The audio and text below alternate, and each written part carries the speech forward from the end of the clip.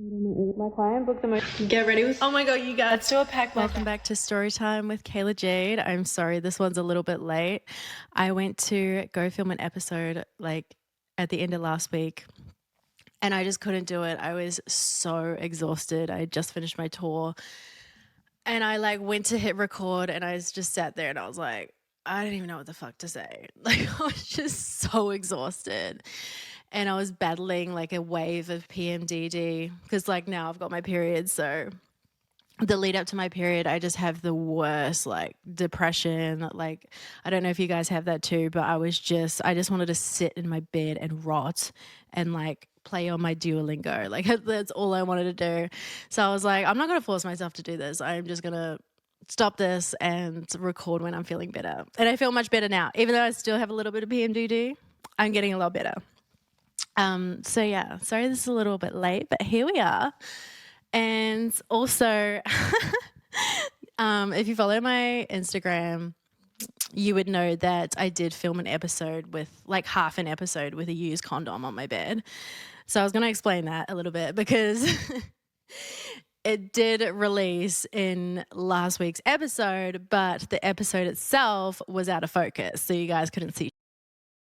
But it was like sitting probably about here. So I had filmed like half of my podcast record maybe, or like maybe I'd filmed the whole thing, but like it cut out halfway through, or like, because I'm always like, I'm so heavy handed, I'll use my hands. So I'll like, the cords will like come out of the sockets and like, I'm a mess. So I'll like record half an episode and then like half of the sound is missing.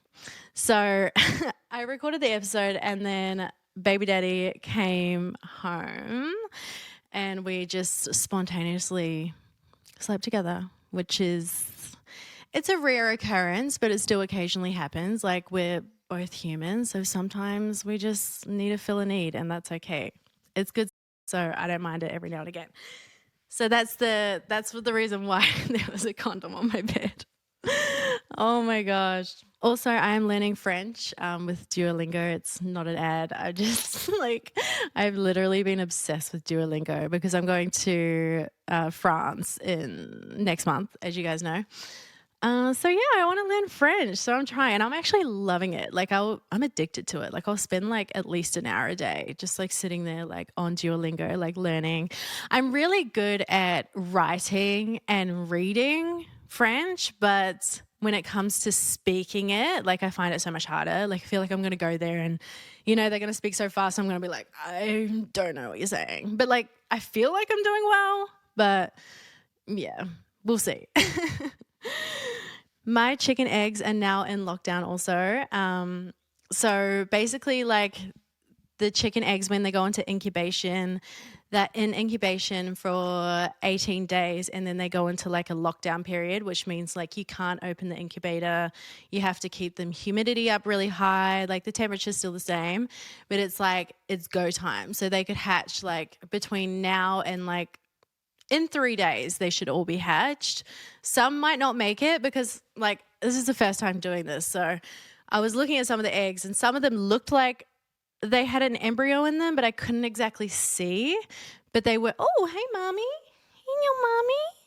Hey, my sexy boy. Mommy's just come on the bed. Hey, my baby boy. He's like my little buddy.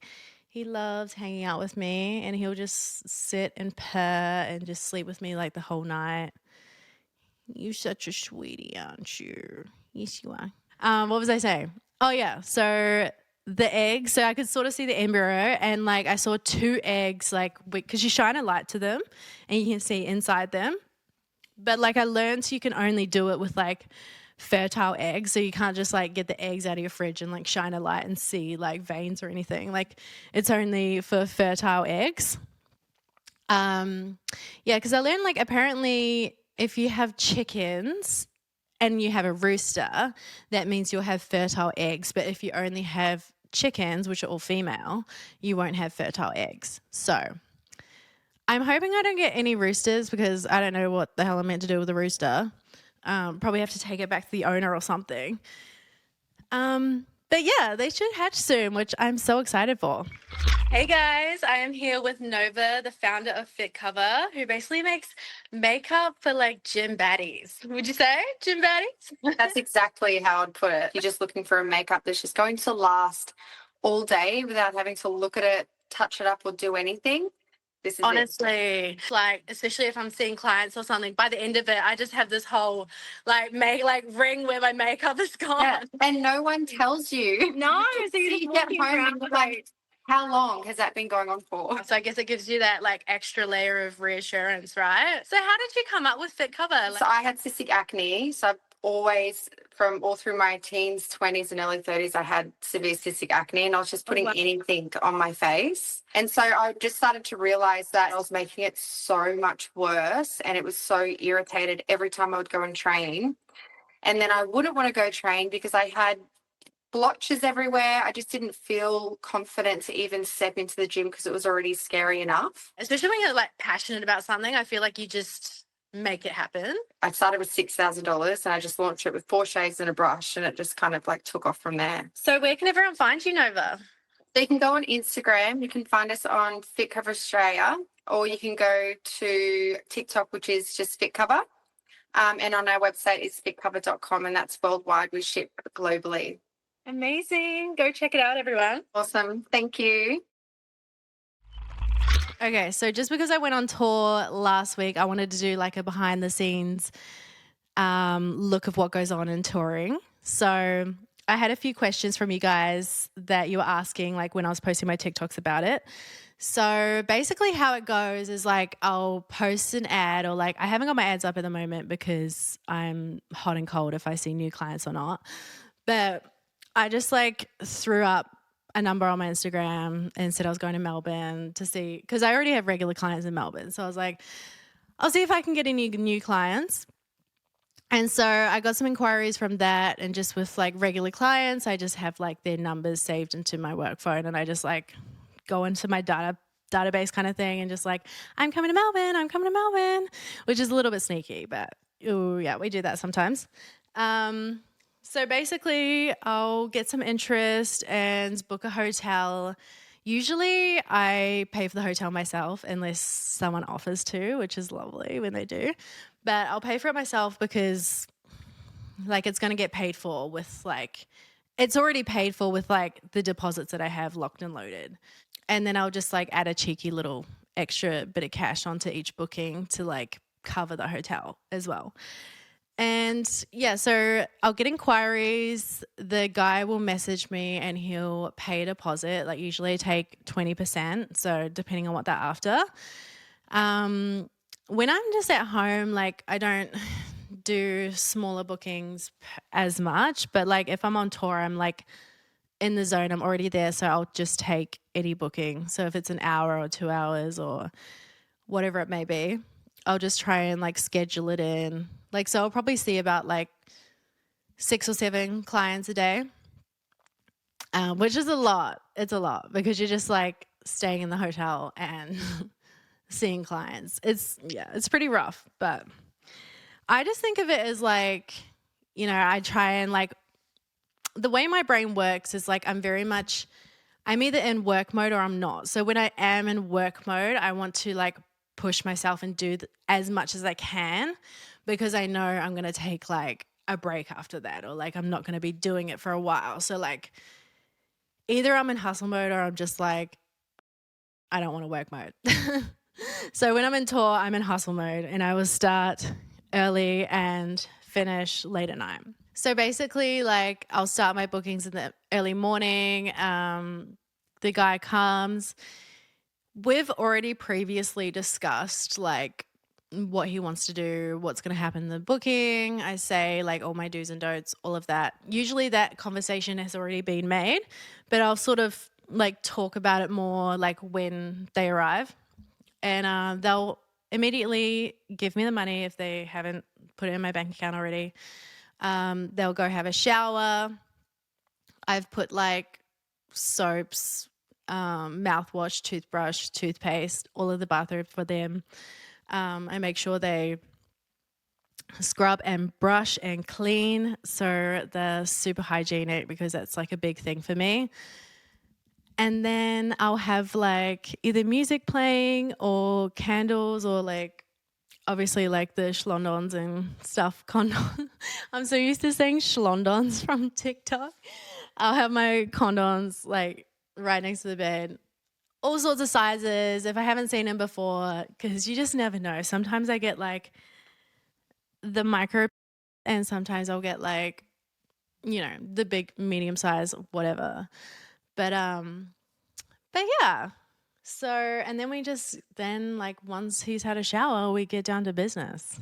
We get down and dirty. I guess when like a guy sort of, especially if I haven't met him before, as soon as I see him, I'm very much like analyzing like this guy. Like, what is his energy? Like, I feel like you can, like, as a sex worker, you can sort of be such a good, you have such a good gauge of like what people are like. So if I know someone's off, I can immediately tell, like within the first 5 seconds. A lot of the time I'm like, something sus. But then like I'll have guys where I feel like they're sus and then they'll surprise me and they're actually really nice. And you're like, wow, like I didn't expect that.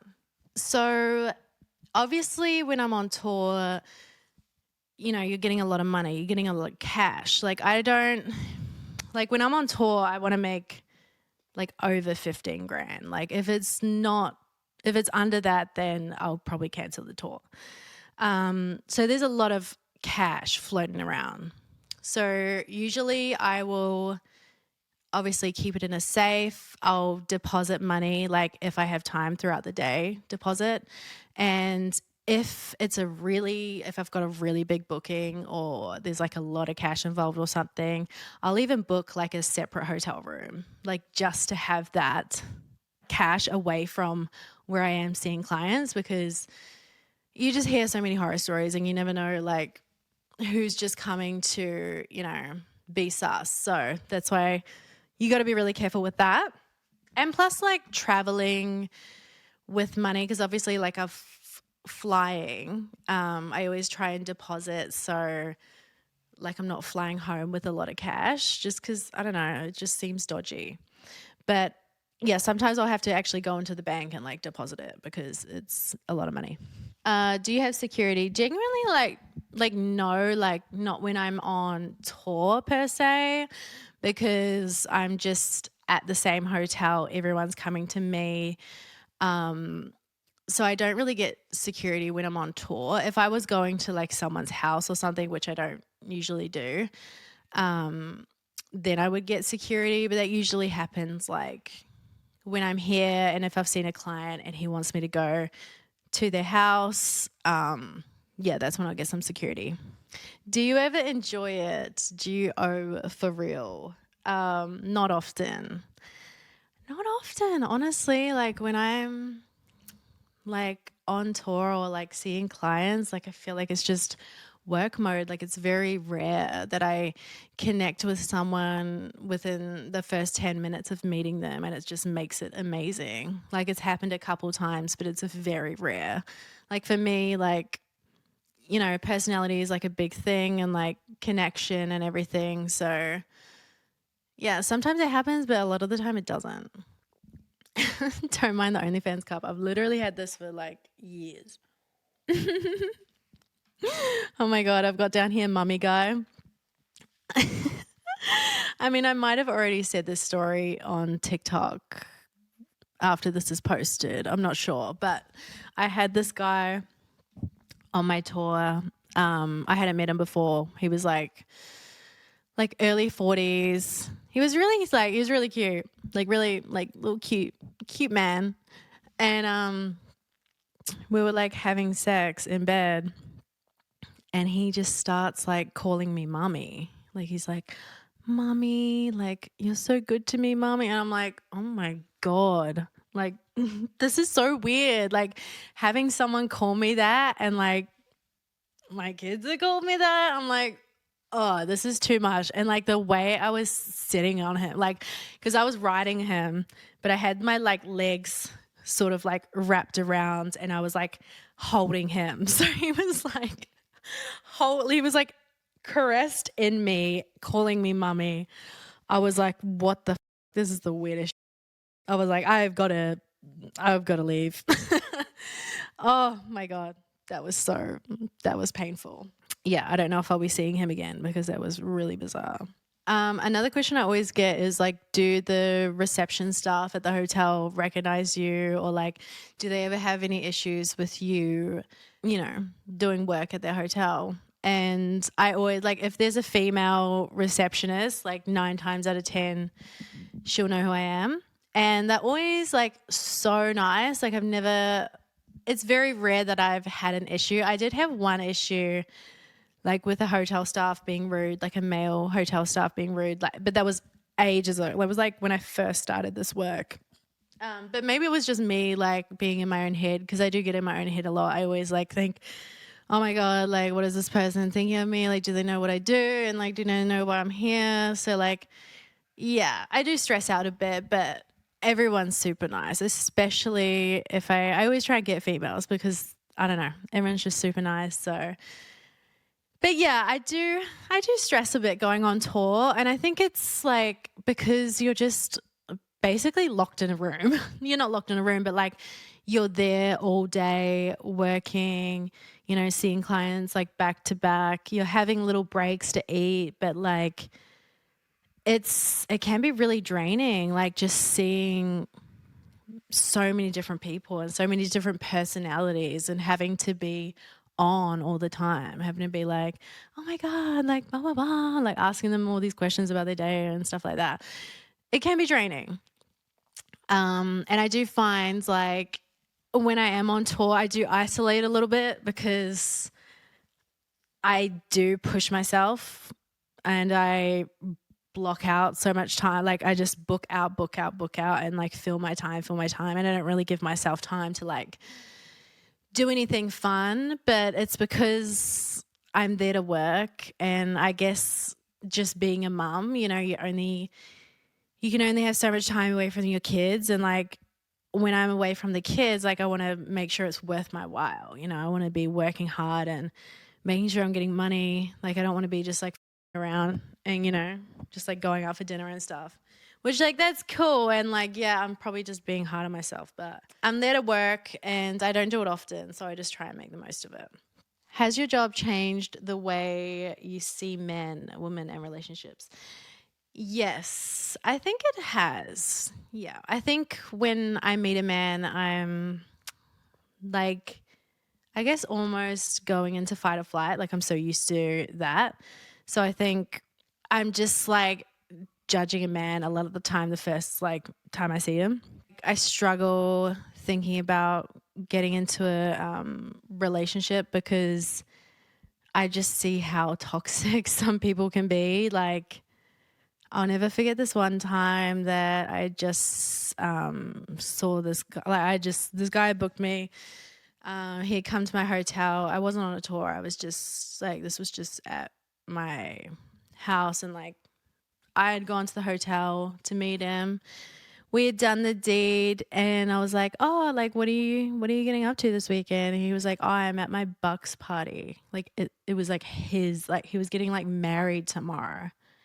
And I'm like, what the like, oh, that's disgusting. Like, are you serious? You're out here doing this? Like, this is your Bucks weekend? Like, it's insane. It's made me not be able to trust guys. Like, because that's the they do.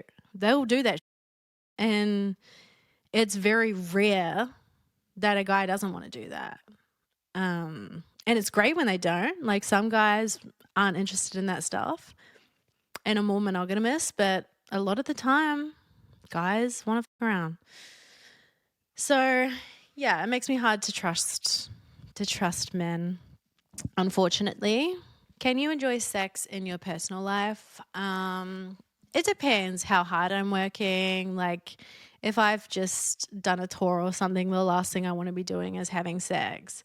But if I'm not working as much, if I'm seeing like, one client a week or like whenever I want, then I do get my sex drive back. But I think especially when you're like having sex with a lot of men that is very like unpleasurable, it's just like meh sex, like it lowers your sex drive so hard. Like someone else, how do you handle awkward situations?